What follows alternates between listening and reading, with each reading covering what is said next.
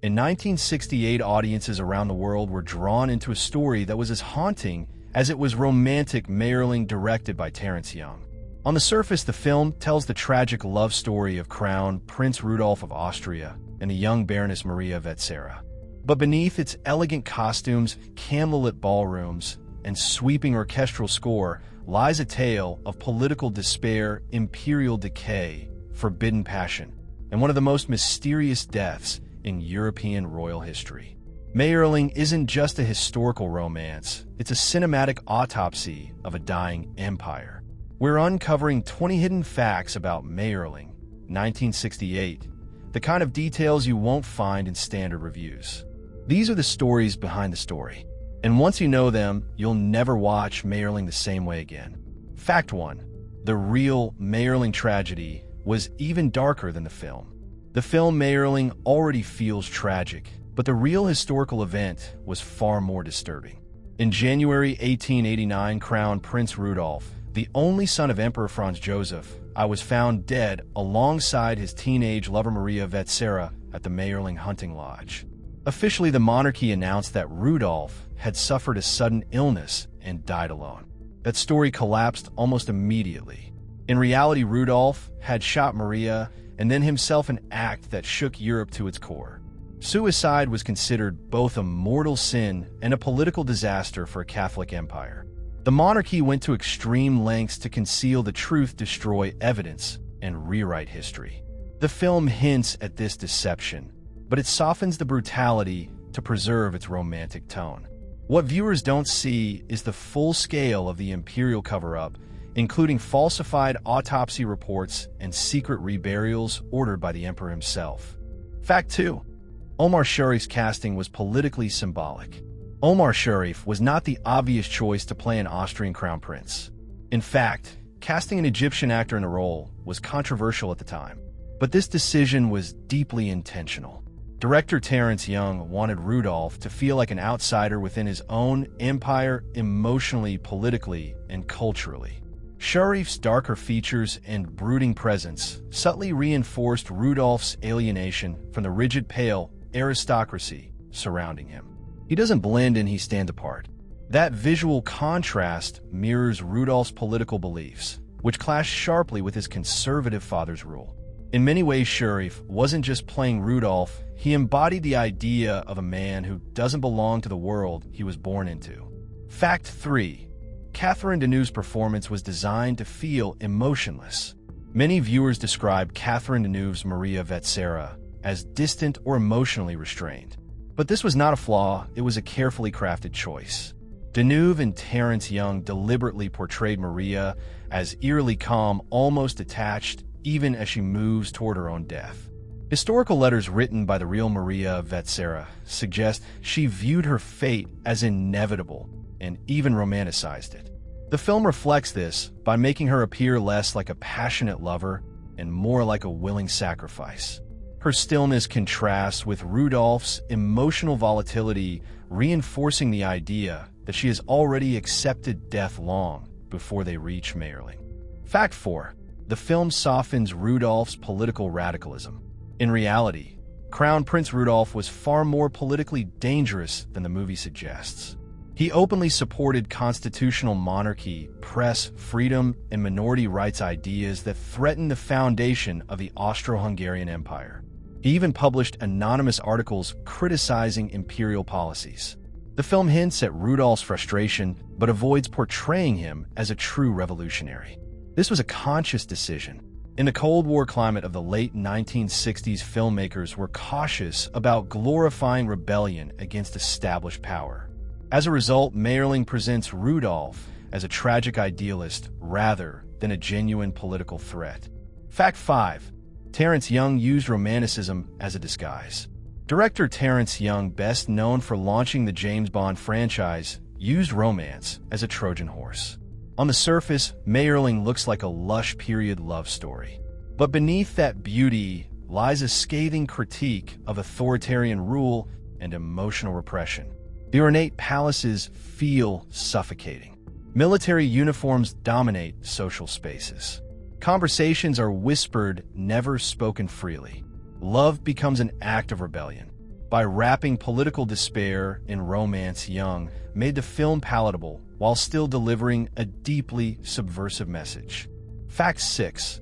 The sets were designed to feel like a prison. Pay close attention to the architecture in Mayerling. The rooms are grand but boxed in. Ceilings feel low despite their size. Corridors stretch, endlessly emphasizing isolation rather than freedom. Production designers intentionally avoided open spaces even in outdoor scenes. This visual claustrophobia mirrors Rudolph's mental state and reinforces the idea that imperial life is a gilded cage. Mayerling itself, the hunting lodge, is filmed like a tomb, quiet, enclosed, and final. Fact 7.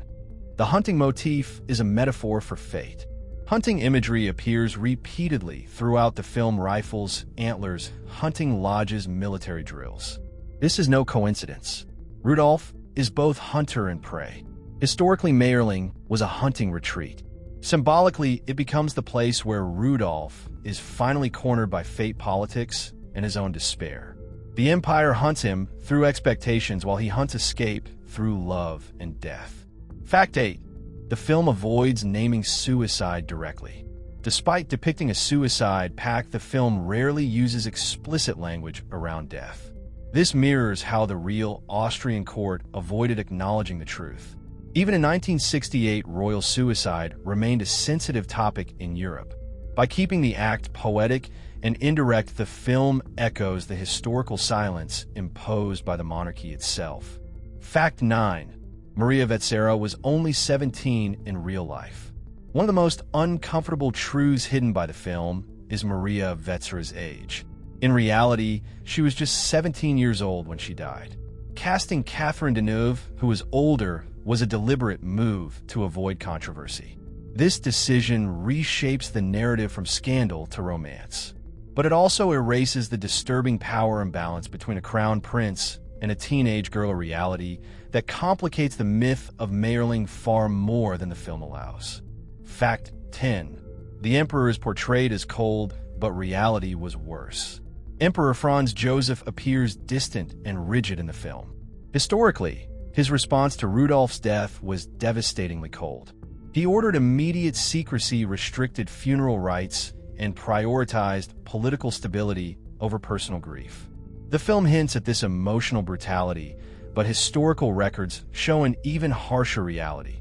Rudolph's body was quickly buried, Maria's name erased, and discussion forbidden. The empire chose survival over truth. Fact 11. Mayerling was banned or restricted in several countries.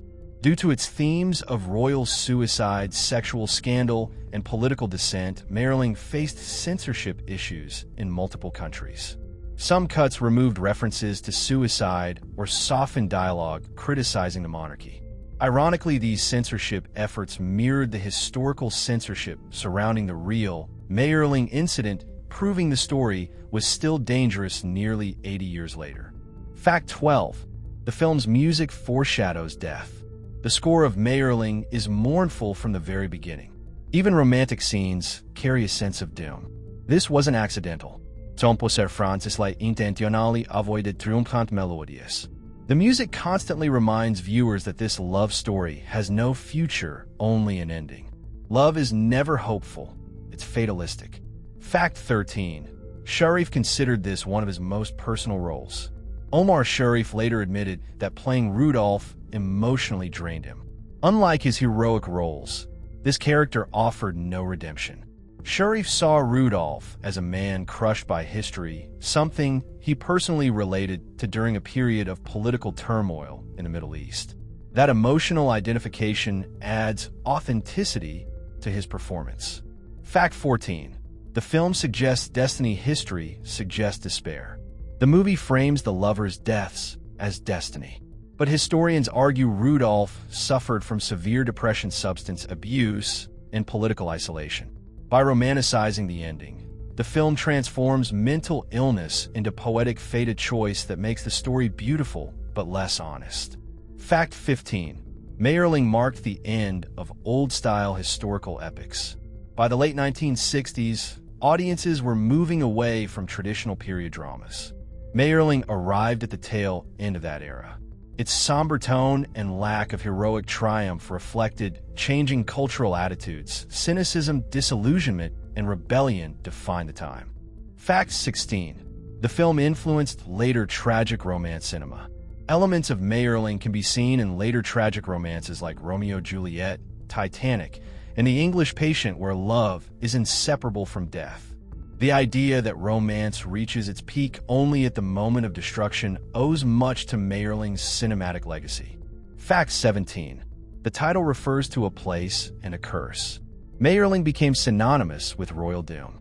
After the tragedy, the lodge was converted into a convent, as if to cleanse the land itself. The film treats Mayerling not just as a location, but as an inevitable endpoint, a place where history ends. Fact 18. The final scene is intentionally anticlimactic. There is no explosive ending. No dramatic revelation. Just silence. This mirrors real history where the truth disappeared behind closed doors. The lack of spectacle reinforces the emptiness left behind. Fact 19.